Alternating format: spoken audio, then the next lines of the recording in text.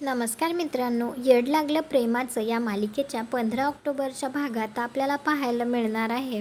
जयने आता मंजिरीच्या हातातील पैसे घेतलेले असतात आणि तो ते चुरगाळतच म्हणत असतो, कष्टाचे पैसे हवेत ना तुला, मग घे, असं म्हणतच ते वाऱ्यात वरती फेकून देतो. तर राया ते पैसे पकडतो आणि म्हणतो, आणि राया त्या सगळ्यांबरोबर फाईट करून मंजिरीला सुद्धा तेथून घेऊन घरी येतो.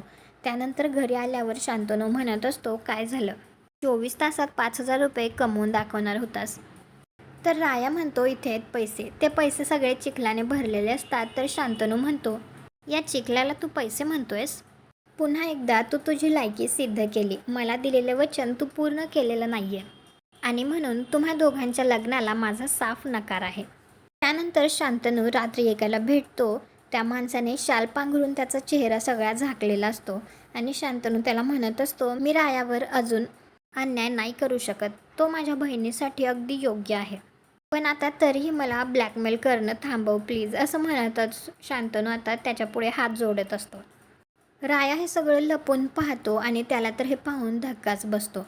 त्याला कळतच नाही की असा कोणता व्यक्ती असेल जो शांतनूला रायाचं आणि मंजिरीचं लग्न होऊ नये म्हणून ब्लॅकमेल करतोय. तुम्हाला काय वाटतं, तो कोण असेल? जय असेल का? कॉमेंट करून नक्की सांगा. व्हिडिओला लाईक करा, आपल्या मराठी मालिका चॅनलला सबस्क्राईब करा. भेटू उद्याच्या भागात.